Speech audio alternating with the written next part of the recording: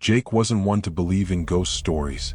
He'd spent years as a security guard, handling night shifts at countless buildings, each with its own strange tales. But when he took on a position at the abandoned hospital, known for its chilling rumors, his colleagues warned him about the eerie encounters others had supposedly faced. He shrugged it off with a laugh. No old hospital was going to scare him. This was his third night on the job, and he was determined to make it through just like any other shift. The building was enormous, its hallways stretching endlessly under dim, flickering fluorescent lights. Shadows formed strange shapes on the cracked walls as Jake walked, echoing footsteps his only company. He moved through the hallways with steady resolve, flashlight in hand, making his rounds through empty rooms and silent halls. A quiet settled over him, amplifying every small creak and groan of the old structure as if the building itself was alive. Around 2 a.m., just as he was nearing the far end of the hall on the second floor, he froze. A whisper, faint and almost indistinct, drifted down the hallway from the shadows ahead. The sound was like a breath, soft and delicate, carrying an edge that made his skin prickle. Jake stood still, listening closely, his pulse quickening. Silence stretched on, deep and unsettling. He shook his head, chalking it up to an overactive imagination.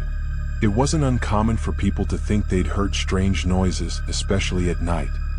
He exhaled, laughing at himself for being on edge, and continued his patrol. Eventually, he reached the old storage room, a place other guards had warned him about. He remembered their words, telling him that it was better to stay away from this part of the hospital. But Jake was more curious than cautious, and the warnings only made him more determined. He stepped inside, sweeping his flashlight over the dusty shelves lined with long-forgotten medical equipment.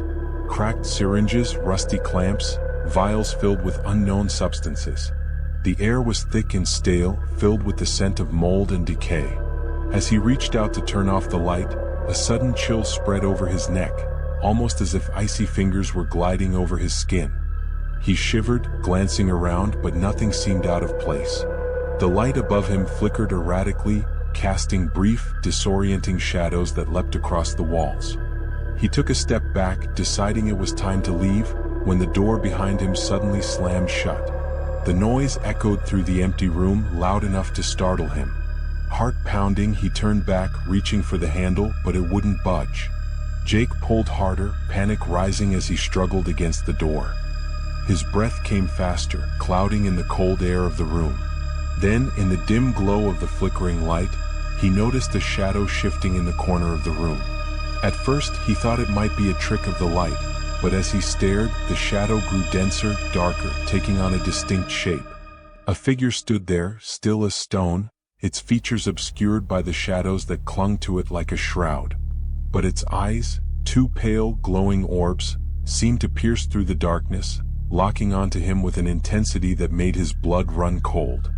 Frozen in fear, Jake backed against the wall, his hands trembling. The figure didn't move, yet he felt a presence, an overwhelming sense of malice, filling the air around him. The whisper came again, clearer this time, and unmistakably calling his name. Jakey, it drawled, each syllable stretching with a mocking familiarity. His chest tightened as he tried to steady his breathing, eyes fixed on the figure. He thought of calling out, demanding it leave him alone, but his voice failed him. His lips moved, but no sound escaped.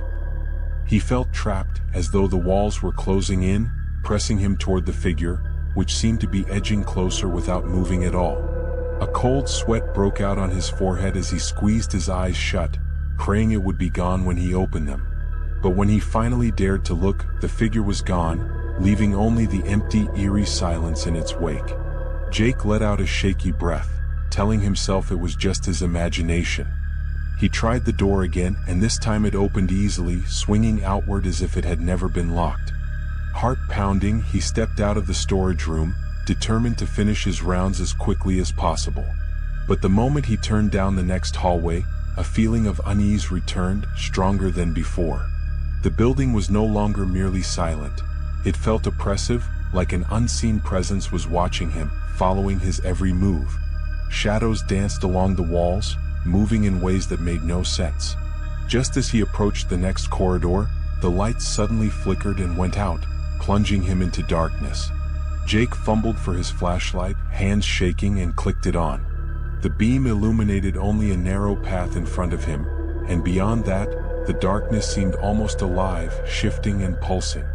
He felt his pulse quicken as he pressed forward, each step heavier than the last. Then, ahead of him, he saw something that stopped him dead in his tracks. A figure, identical to the one he'd seen in the storage room, stood at the end of the hall, waiting. Its head tilted slightly, eyes locked onto him. It didn't move, yet he could feel it drawing closer, its presence filling the hallway. Jake's hands shook as he lifted the flashlight higher, but the figure remained unaffected by the light, its pale eyes staring through him. With a rush of adrenaline, he turned and ran, not caring where he was going as long as it was away from whatever was haunting him. His footsteps echoed wildly as he sprinted down hallway after hallway, desperately searching for the exit. Doors and walls seemed to shift around him, leading him in circles as if the building itself was keeping him trapped. As he rounded a corner, he saw the faint glow of the lobby lights up ahead. Relief flooded him and he pushed himself to run faster. But as he neared the lobby, he felt a cold hand brush his shoulder, icy fingers lingering just long enough to send a shiver down his spine.